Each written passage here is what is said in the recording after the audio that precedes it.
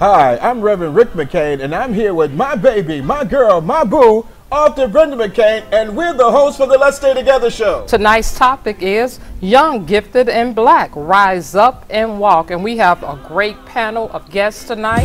How can we tell them, don't give up on your dream, fight? I always ask young people if they have a personal plan and assessment.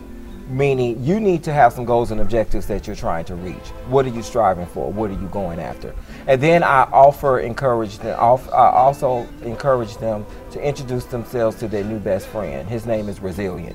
Because you're going to get knocked down. Yeah. And when you get knocked down, you need to brush yourself off, pick yourself up, and keep it moving. Yeah, even though they say, you know, school counselors, guiding counselors, me and my wife had an argument about this because I don't think guiding counselors pay attention to the child.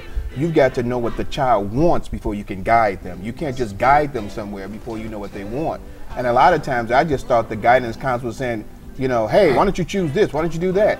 And they didn't know me. So if I don't know me, how can you guide me to take that part of being gifted where I can use it to something good? Well, you need to expose yourself to different things and see what you like. And then through that, you can network, you can meet mentors, you can get scholarships, you can get money, and other opportunities will come your way, but you have to seek it out. Once you seek it out, other opportunities will come.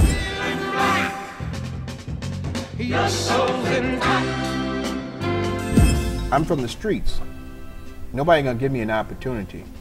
I want to be able to do something with my life, but everybody's looking at me in a negative light because I came from the streets. I did things from the streets. I'm a part of the streets, and the street is still in me in some ways. How can I become a person that's going to be valued to someone who doesn't even see the value in me? It's just about being positive, and that's what I instill in these young brothers. I deal with the thugs and the wannabe game bangers and stuff like that, and it's about building their self-esteem up to the point where letting them know that you are gifted, you are somebody. Just because we black don't mean we got to sell drugs.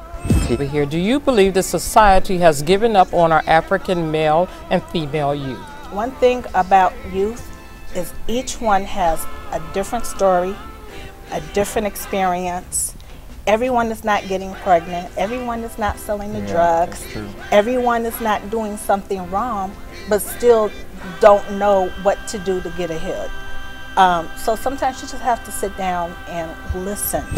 What can we do in the education system or suggest to them that you need to beef this up, we need to bring this back into the curriculum? So one of the things I think is important in the African American community is you grew up in Roseland, you went to school in the hundreds, don't forget that. Just because you moved out does not mean that that is no longer a part of your community.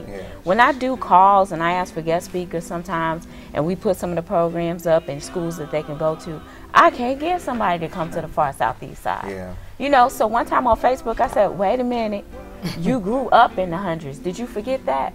We sat in school next to each other. That's the same community that molded and made you. So you have a responsibility to go back and mold and make those kids. We'll be seeing you real soon. Thank you for listening to Everyone Has a Story.